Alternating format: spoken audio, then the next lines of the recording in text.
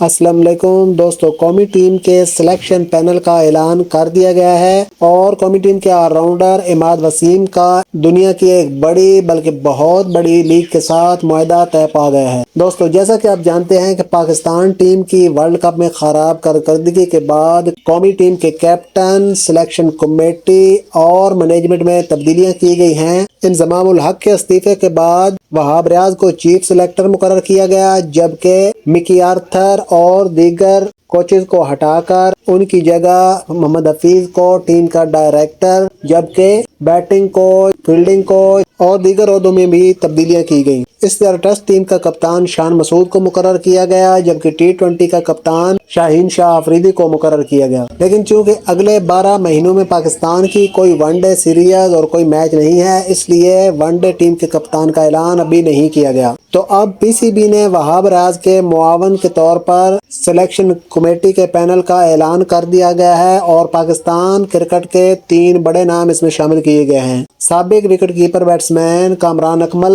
سابق اوپنر سلمان بٹ اور سابق فاسٹ باؤلر افتخار انجم کو یہ آنے والی نیوزی لینڈ کے خلاف 5 T20 میچز کی سیریز میں ٹیم سلیکٹ کرنے میں وہاب ریاض کے معاون ثابت ہوں گے۔ دوستو، قومی ٹیم کے آل راؤنڈر عماد وسیم، جنہوں نے چند روز قبل انٹرنیشنل کرکٹ سے ریٹائرمنٹ لے لی تھی اور اپنی ساری توجہ لیگ کرکٹ پر مرکوز کرنے کا فیصلہ کیا تھا، لیکن پاکستان کرکٹ اور ٹیم میں ان کی ضرورت اور اہمیت کو مد نظر رکھتے ہوئے قومی ٹیم کے ڈائریکٹر محمد حفیظ نے عماد وسیم کے ساتھ رابطہ کیا ہے اور انہیں ریٹائرمنٹ واپس لینے کے لیے کنونس کرنے کی کوشش کی ہے، لیکن ابھی تک عماد وسیم کا کوئی رسپانس سامنے نہیں آیا ہے۔ تو اب ان کے لیے ایک خوشخبری نکل کر سامنے آئی ہے اور دنیا کی پرکشش ترین لیگز میں سے ایک کے ساتھ ان کا معاہدہ طے پا گیا ہے۔ عماد وسیم کا آسٹریلیا کی بگ بیش لیگ کے ساتھ اگلے سیزن کے لیے معاہدہ طے پا گیا ہے اور وہ حارث رؤوف اور اسامہ میر کے ساتھ میلبرن اسٹار کا حصہ بن گئے ہیں۔ تو یہ تھی آج کی ویڈیو، امید کرتا ہوں آپ کو پسند آئی ہوگی۔ اگر پسند آئی ہے تو ویڈیو کو لائک، شیئر اور کامنٹ کریں۔ ملتے ہیں اگلی ویڈیو میں، تب تک کے لیے اللہ حافظ۔